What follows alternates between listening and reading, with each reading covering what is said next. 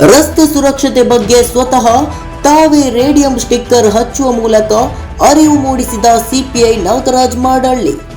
ಹೌದು, ಗದಗ ಜಿಲ್ಲಾ ಪೊಲೀಸ್ ಇಲಾಖೆಯಿಂದ ಅಪಘಾತಗಳನ್ನು ತಡೆಗಟ್ಟುವ ಉದ್ದೇಶದಿಂದ ರಸ್ತೆ ಸಂಚಾರಿ ಸುರಕ್ಷತೆ ಆಯೋಜಿಸಿರುವ ಹಿನ್ನೆಲೆ ಶಿರಹಟ್ಟಿ ವೃತ್ತ ನಿರೀಕ್ಷಕ ನಾಗರಾಜ್ ಮಾಡಳ್ಳಿ ಅವರು ಸ್ವತಃ ತಾವೇ tractor, Tata AC, Tata cargo, ಚಕ್ಕಡಿ ಸೇರಿದಂತೆ ಅನೇಕ ವಾಹನಗಳಿಗೆ ರೇಡಿಯಂ ಸ್ಟಿಕ್ಕರ್ ಹಚ್ಚುವ ಮೂಲಕ ರಸ್ತೆ ಸಂಚಾರ ಸುರಕ್ಷತೆ ಅರಿವು ಮೂಡಿಸಿದರು.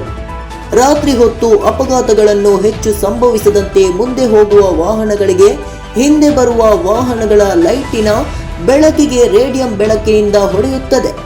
ಇದರಿಂದ ಮುಂದೆ ವಾಹನ ಇದೆ, ನಾವು ನಿಧಾನವಾಗಿ ಸಾಗಬೇಕು ಎಂಬುದು ಅರಿವಾಗುತ್ತದೆ.